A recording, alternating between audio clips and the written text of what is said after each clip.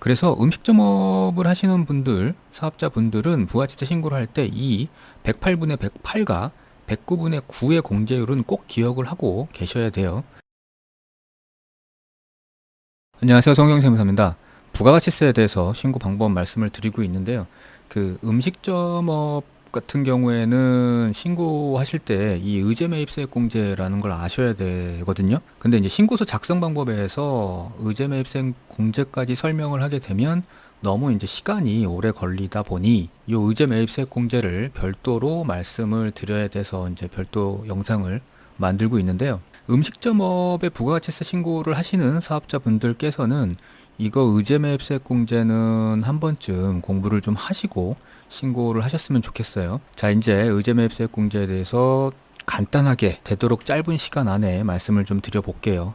의제매입세액공제라는 거는 말 그대로 매입세액공제를 의제한다는 뜻이에요. 그게 무슨 말이냐면 사업자가 부가가치세가 면세되는 품목들이 있잖아요. 그러니까 농산물, 축산물, 수산물 뭐 이런 것들이죠. 뭐 생선, 고기 아니면 뭐 쌀, 야채 뭐 이런 것들을 말하는데 그러니까 이런 것들을 구입을 해가지고 그거를 원재료로 사용해서 뭔가 품목을 만들어서 판매를 하게 되면 그 판매되는 상품이 과세라 그러면 여기에 들어가기 위해서 구입한 이 농축수 임산물은 면세 품목이지만 여기에도 일정 부분 매입세액이 있다고 가정을 하고 그러니까 그 일정 금액을 공제를 해주겠다는 거예요. 말을 하다 보니까 되게 어려운데 일단 뭐 들어보세요. 듣다 보면 이제 아마 이해가 가실 수도 있으니까 무슨 말이냐 하면 여기 일단 식당 하나가 있다고 가정하죠. 여기에서 판매하는 뭐 이런 스테이크를 만든다. 그러니까 뭐 이런 음식을 만드는데 일단 이 음식 같은 경우에는 부가가치세가 과세되는 품목입니다. 그래서 여기에는 부가가치세가 붙죠. 근데 이 음식을 만들기 위해서 이 사업자는 원재료들을 사올 거 아니에요? 그러면 그 원재료들 중에는 상당 부분이 이런 고기나 야채나 이런 것들은 면세 품목이에요. 그래서 면세다 보니까 여기에는 부가치세가 들어가지 않죠. 근데 우리가 부가가치세 신고를 할 때 납부를 하면 그 부가가치세를 계산할 때 이런 산식으로 계산을 하잖아요. 매출세, 그러니까 요거죠. 여기 부가가치세, 그러니까 매출세액에서 여기 사올 때 매입세액을 빼가지고 나머지를 납부세액으로 해서 부가치세를 내게 되는데 이 사업자 같은 경우에는 사올 때 매입세액이 없죠.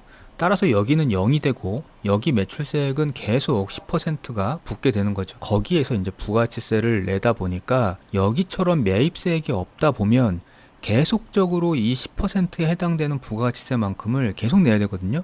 근데 이게 매번 그렇게 내다 보면 굉장히 큰 경제적인 부담이 돼요. 그래서 이런 경우에는 일정 부분을 여기에 매입세액이 없었더라도 있다고 의제를 하고 공제를 해주겠다는 거죠. 그게 의제매입세 공제라는 제도입니다. 이제 조금 이해가 가시나요? 근데 의제매입세액 공제는 무조건 면세 품목을 샀다고 다 공제를 해주는 건 아니에요.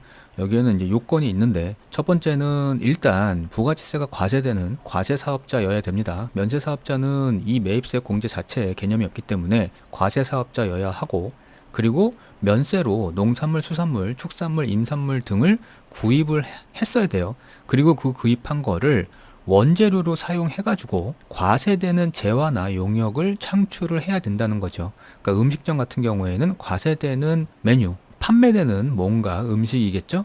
그래서 과세되는 재화나 용역을 판매를 해야 된다는 거죠.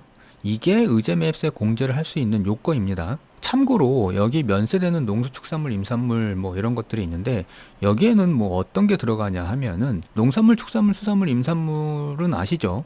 그리고 거기에 이제 소금 정도가 들어가고요. 그리고 미가공 식품이라 그래서 여기서 생산이 된 건데 단순히 껍데기를 벗기거나 아니면 건조, 그러니까 말리거나 소금에 절이거나 나누거나 그러니까 요런 정도의 가공도 역시 인정을 해주고는 있어요.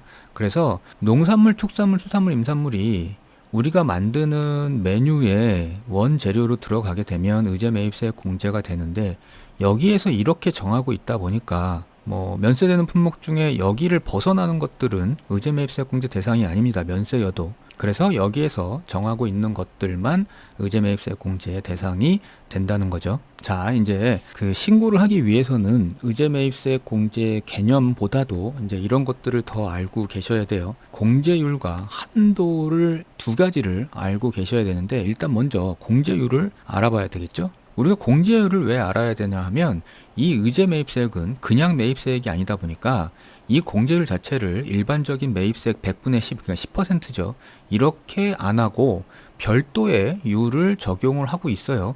아무래도 10%보다는 좀 낮게 적용을 하고 있는데, 업종마다 별도의 율을 정하고 있다 보니 요거를 본인의 업종에 맞는 공제율을 알고 계셔야 돼요. 의제매입세액은 요렇게 계산이 되는데, 면세로 매입한 농축수산물, 임산물의 매입가액에다가 공제율을 곱해서 매입세액을 산출해 냅니다. 그래서 공제율을 알고 계셔야 되는 거죠. 공제율은 이렇게 돼요.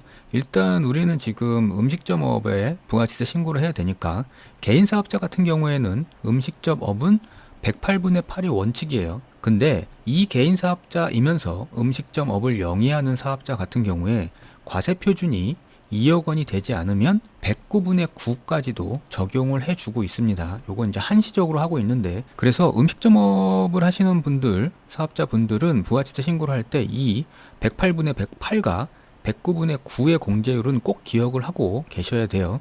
그 다음에 뭐 과세 유용 장소 같은 경우에는 좀 적게 해주죠. 102분의 2고, 그리고 의제매입세 공제가 음식점뿐만 아니라 제조업에서도 생길 수 있거든요.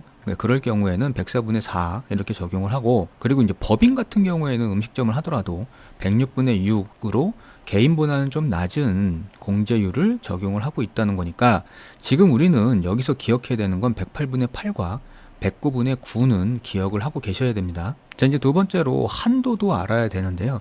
의제매입세 공제는 면세로 매입을 했다 그래서 그 한 모든 거를 다 매입세 공제를 해주지는 않아요. 그러니까 한도를 지금 두고 있는데, 이 한도는 일단 개인 사업자하고 법인 사업자를 나눠가지고 생각을 해볼게요. 그리고 그렇게 나누고 나서 업종을 음식점업과 기타 다른 업종, 그러니까 제조업 등이죠. 다른 업종으로 나눠서 생각을 해봐야 됩니다. 일단 개인 사업자 같은 경우에는 부가가치세 과세표준 기준으로 나뉘어요. 그래서 부가세 과세표준이 2억을 초과하는 경우에는 음식점 같은 경우에는 60%까지 해주고요. 이 퍼센테이지는 과세표준에 이 퍼센테이지를 곱한 금액을 한도로 얘기를 하고 있는 거예요. 예를 들어서 농산물 같은 경우에 1,500만 원어치를 구입하고 지금 이 과세기간의 과세표준이 5천만 원이라고 해보죠. 그러면 의제매입세액은 당연히 109분의 9를 곱했을 테니까 120만 원 정도가 나올 거고요. 그리고 이제 이 120만 원이 나오면 한도를 계산해 봐야 되는 거죠. 지금 한도는 과세표준이 1억 이하니까 음식점업이고 75%를 적용해요. 그러면 과세표준 5천만 원에 75% 하면 3,750만 원이다 보니 여기 1,500만 원은 범위 안에 들어오니까 이 의제매입세 공제는 전체 금액이 다 공제가 되는 거고, 만약에 과세표준이 낮아가지고 이거를 75%를 곱했더니 1,500만 원보다 적다 그러면 이 한도만큼만 의제매입세 공제를 해야 된다는 말입니다. 그게 이제 한도의 개념인 거죠. 그래서 이런 식으로 보게 되면 음식점업은 기타 업종보다는 살짝 좀 높고요. 그리고 법인 사업자는 음식점이고 기타 업종이고 무조건 50%만 한도로 적용을 하고 있습니다. 자, 이렇게 해가지고 의제매입세 공제에 대해서 간단하게 살펴봤는데요. 일단 음식점업 같은 경우에 부가치세 신고를 하실 때는 의제매입세 공제 적용을 하시는 케이스들이 많다 보니까, 그럴 때는 일단 의제매입세 공제를 기본적으로 어떤 건지는 알아두셔야 되고요. 그리고 그 중에 공제율하고 한도 개념은 꼭 기억을 하고서 신고서 작성을 해야 될 것 같아요. 자, 오늘 시간 마치겠습니다. 감사합니다.